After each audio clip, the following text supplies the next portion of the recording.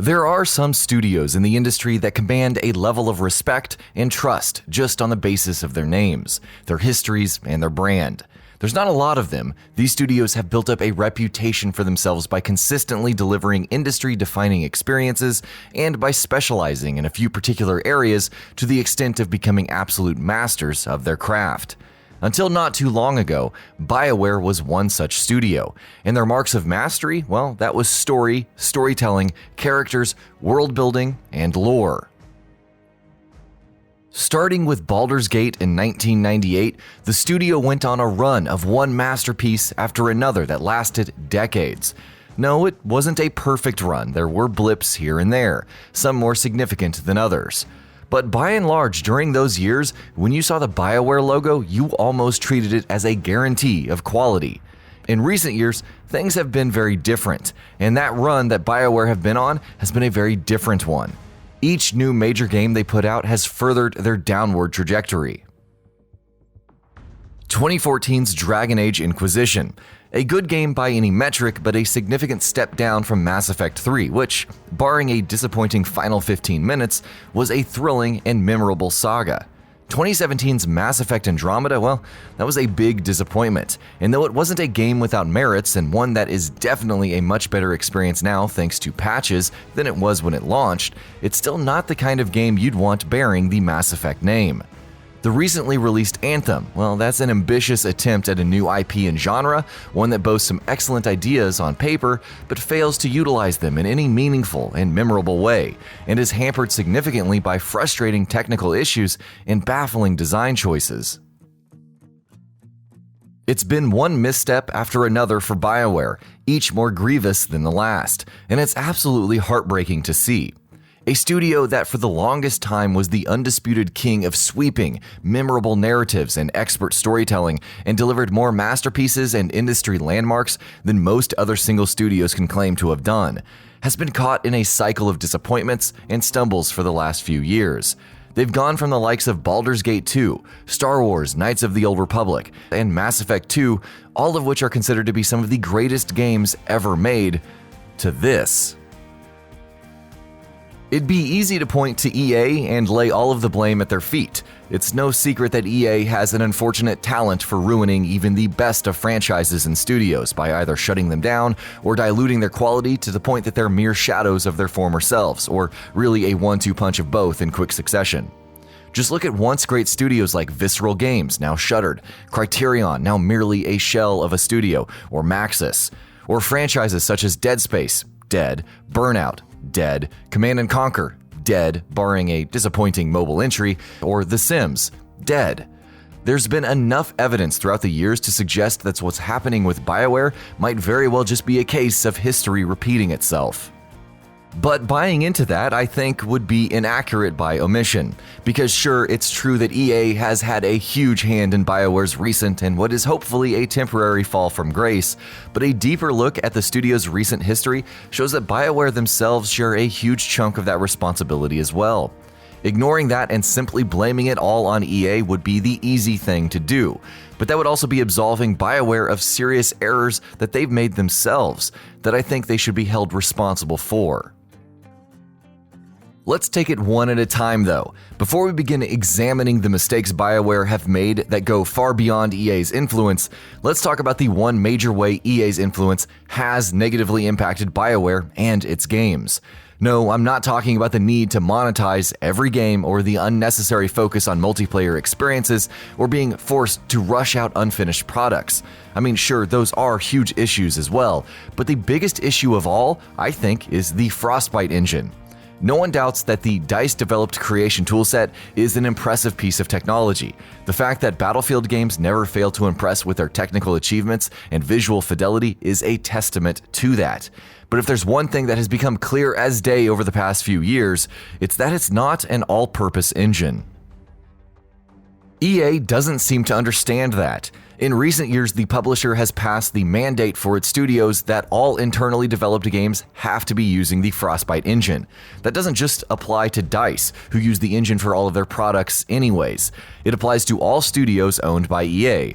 So while Battlefield and Star Wars Battlefront have been built on Frostbite, so too have other EA titles. FIFA, Frostbite, Need for Speed, Frostbite, Plants vs. Zombies, Frostbite, Mass Effect Andromeda, Frostbite.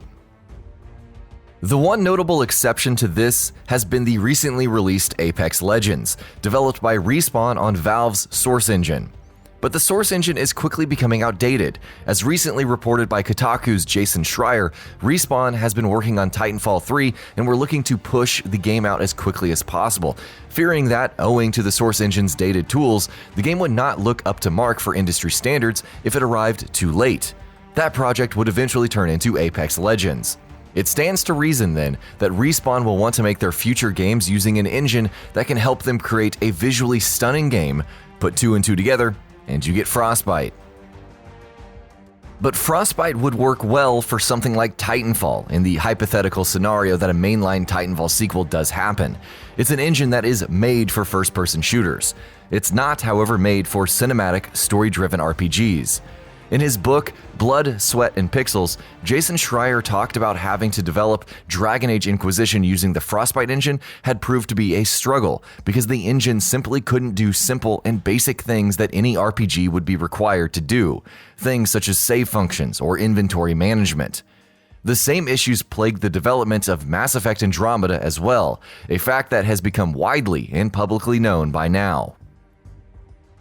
Recently, Amy Hennig, the creator of Uncharted, who had been working on a Star Wars action-adventure title at Visceral Games before the studio was shut down and the project was canceled, talked about her work on Project Ragtag, the internal name given to said Star Wars project, and how the game's development had been hamstrung because of having to use the Frostbite engine. We obviously had to take the Frostbite engine because there was an internal initiative to make sure that everyone was on the same technology. But it was an engine that was made to do first-person shooters, not third-person traversal cinematic games, she said. So building all of that third-person platforming and climbing and cover taking and all of that stuff into an engine that wasn't made to do that. We did a lot of foundational work that I think the teams are still benefiting from because it's a shared engine. But it's tough when you spend a lot of time doing foundational stuff, but then don't get to go, ta-da, here's the game. That is hugely emblematic of the way in which having to use the Frostbite engine has hampered the development of games on multiple occasions. With Mass Effect Andromeda, BioWare essentially had to create games using an engine that was made for entirely different purposes, which meant that they had to create basic tools that most RPG development schedules would ordinarily take for granted. A huge chunk of development time had to be taken up by building cursory toolsets. Time which they could and would have otherwise spent on making a better game, ultimately leading to them having less time to work on the actual game itself. That proved to be much costlier with Mass Effect Andromeda, but a lot of that was due to the questionable decisions made with Andromeda by BioWare themselves. Which brings us to the other side of the coin. EA's questionable decisions and monetization-focused policies have clearly had a detrimental impact on BioWare and their products, but BioWare themselves, due to internal mismanagement and their own questionable decisions, among other things, have been very much responsible for their own bad form as well. Let's stick with Mass Effect Andromeda here for a bit. BioWare had big ambitions for the fourth Mass Effect installment. They wanted to go bigger and better in every way imaginable than even the original trilogy, which had won plaudits with each of its entries. They wanted Andromeda to be a vast, expansive game that would allow players to explore an entire galaxy with no restrictions. Initially, they planned on doing this through hundreds of procedurally generated planets, a concept which sounds a lot like No Man's Sky, but was one that the studio came up with internally before No Man's Sky was even publicly announced. BioWare stuck with this vision for a long time, but all too late they realized that they simply did not have the resources to make it a reality, at least not in the way that would make it fit with the kind of game that they wanted to make, where each planet you visited felt like it was different with its own unique personality that would make it an environment that the player would want to explore and learn more about. As revealed in a Kotaku report in 2017, 18 months before the game's release, BioWare scrapped the idea and decided instead to have a much smaller number of handcrafted planets that the player could explore. With such a major part of their vision for the game scrapped, the studio had to complete development on a huge portion of the game in just 18 months, which led to a lot of problems with the game that by now are well documented. That was not an EA mandate. It was not a decision forced on a developer by a publisher. It was BioWare who made that call. BioWare misjudged the scope of work they would be required to do to implement their original vision for the game. BioWare were too late in realizing that vision could never become a reality, and BioWare backed themselves into a situation where they had to build a huge open-world RPG in 18 months. The development of Mass Effect Andromeda was also marked by several key figures leaving the studio, from game director Gerard Hennig to series creator Casey Hudson, who would later rejoin the studio as its general manager in 2017, to senior editor Cameron Harris. There were at least a dozen major departures from the studio during the early development years of Andromeda. A lot of this stuff is stuff that BioWare did not and could not have any control over, and it wouldn't be fair to criticize them for all of these departures. But while a studio doesn't always have control over who leaves and who stays with them, it does have control over how it deals with those departures. Uncharted 4 suffered a tumultuous development cycle at Naughty Dog, plagued by not only the departure of series creator Amy Hennig and game director Justin Richmond, but the studio essentially having to rework a massive portion of the game halfway through development, which led to them completely rethinking what they wanted to do with the project. But Naughty Dog recovered from that and ended up delivering a stunning experience. BioWare could not find it in themselves to recover from all of the hurdles that they faced with Andromeda. But there were other factors that affected Mass Effect Andromeda's development as well. While the original Mass Effect trilogy had been developed by BioWare's main studio over in Montreal, development for Andromeda was handed off to their secondary studio in Edmonton. A crude way to put it would be that Mass Effect Andromeda was being made by their B team, while the A team worked on Anthem. Anthem. A lot of defenses for BioWare following the disappointing launch of Andromeda rested on that one game. Andromeda had been made by a team that, overall, did not have the required experience with the series because the studio's main team, the one that had worked on so many masterpieces in the past, was working on Anthem. When Anthem would launch, we thought we would get to witness BioWare at their peak again. This was the game that they had been working on for so long, the game that had devoted the bulk of their time and resources to, a game they were internally calling Dylan during early development, to indicate that it would change the way that we looked at games, the way that Bob Dylan, whom they had named the project after, had once changed the way we thought of music. Surely Anthem would be BioWare's moment of redemption, right? We know now, sadly enough, that wasn't the case. Anthem is not the Bob Dylan of video games. It does not justify or excuse the troubled Mass Effect Andromeda. It does not represent a BioWare at the peak of their powers. It does none of that. But not doing all of that could have been excusable if it were at least a good game. Anthem didn't have to be an industry-shaking revolution. It just had to be good. Anthem is a great proof of concept, the kind of experience that can be made to sound like the most exciting thing in the world during an elevator pitch, but it's not a good game, especially not right now at launch. Let me go ahead and explain what I mean when I say it's a great proof of concept, but not necessarily a good game. The concept of flying around a beautiful, lush environment in superpowered Iron Man-esque exosuits is a genius one. The idea of melding shared world co-op gameplay with the trademark narrative flair that BioWare is known for is mouthwatering. The thought of being treated to a live service game with all those elements that only continue to grow with more stories to tell and more new things to experience as time goes on is one that would excite anybody. But the Anthem that BioWare have launched fails to make good on any of those promises. I don't want to get into the nitty-gritties of why that is the case. Our review of Anthem does an excellent job of doing just that, and I actually recommend you go give that a read. But long story short, it's a game that is confused about its own vision. It wants to be a story-driven game, but not only do bugs prevent you from enjoying the story fully, the game itself makes baffling choices that seem to do the exact opposite of what a story-driven game needs. No memorable characters, a disappointing villain, wildly inconsistent writing, and binary dialogue choices that have no impact on anything are just a few of the things that actively get in the way of enjoying the game's story. Make no mistake, BioWare have created a rich and beautiful world here that is full of interesting and dense lore, so I'm not suggesting that the studio has just lost its touch with storytelling, but they've failed to evolve their techniques in a way that makes them work with the kind of shared world co-op experience Anthem is. But to criticize Anthem purely on the basis of its narrative shortcomings would not be fair. Clearly, that's not the point of the game, even though BioWare have remained adamant that Anthem doesn't forget the studio's legacy of ingenious storytelling.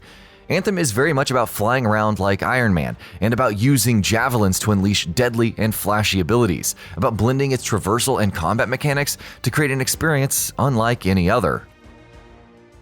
In October of 2018, Anthem's creative director Jonathan Warner talked about how BioWare found it invigorating to be able to focus on gameplay while speaking of one of their upcoming games, instead of focusing on narrative, which is what they've usually had to do. It's clear that BioWare have prioritized the systems in Anthem over the things that they usually prioritize in a game, which is perfectly fine as long as that investment pays off. But while the studio has clearly come up with some great ideas and great traversal mechanics, they failed to design their game in a way that leverages those excellent ideas to their zenith. Flying around in Anthem is a ton of fun. It's super easy to control, looks and sounds excellent, and it just feels incredibly satisfying and empowering. But its missions never do anything to put the flying mechanics front and center. More often than not, they boil down to kill these waves of enemies, which is something that can be applied wholesale to really any shooter. None of it takes advantage of the game's biggest and unique strength in any way. You would expect the missions to be designed around you having to experiment with the traversal mechanics in varied and interesting ways. But the missions are designed around experimenting with combos and abilities, right? You'd think, except even that is a mechanic that is woefully half-baked and underutilized. The most interesting part of the combat, stringing together primers and detonators, is one that the game never utilizes enough, while abilities themselves feel severely limited in comparison to what you'd expect in a game like this. Look at Diablo for comparison's sake.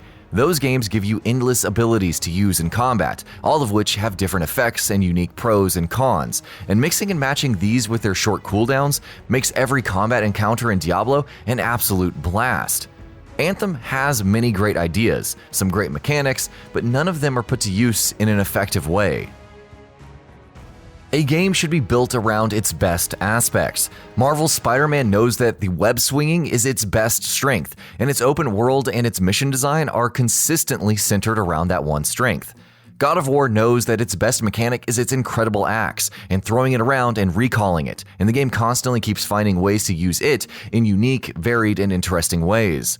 The Legend of Zelda Breath of the Wild knows that its traversal loop of climbing and paragliding is also its best aspect, and the game's entire map is built to leverage that aspect on a constant basis. Anthem should know that traversal, combos, and ability-based combat are its biggest strength, but the game just never does anything that gives you that indication. So yes, it's a great proof of concept in that it has a lot of great ideas, but it's not a good game because it never does anything with them. And for a game that is built as a live service model, right now it is also severely lacking in content. A lot of these issues can hypothetically be fixed. Anthem is not an unsalvageable game. Fallout 76, this is not. Patches can address the game's most glaring technical issues. Smaller content updates can add more interesting gear and abilities. Larger content updates can add new areas to explore, interesting and new stories, and more varied missions. But that is not going to happen overnight. BioWare have been working on Anthem since 2012, and after nearly 7 years of development, this is what they have come up with. All the required fixes would take a lot of time, if EA decides to stick with it, that is, and doesn't abandon the project the way that they have abandoned, well, so many other things. And so we come full circle to how we started out. EA's influence on BioWare has been a detrimental one, no one can deny that. But Mass Effect Andromeda and Anthem show that the blame doesn't rest with EA entirely. BioWare have made questionable decisions and bad judgment calls aplenty, and they failed to do justice to their ambitious visions for a game on more than one occasion now. That's an issue with the developer, and something that goes far beyond a plain and simple, well, it's all EA's fault. This comes not from a place of anger, but one of disappointment. From someone who's been a massive BioWare fan for years and has watched the studio rapidly fall from grace in the most shocking and heartbreaking way possible, this is not a piece about doomsaying, about proclaiming the death of BioWare. This is a piece about urging the studio to take a good, long look at itself, pinpoint the errors that it has been making, and get back to its peak when it used to be, without reservations, one of the best development teams in the entire industry. And that about does it for this video. If you enjoyed what you watched and want to see more from GamingBolt, you can always hit that subscribe button and turn on the bell icon next to it. That way you will never miss any of our videos.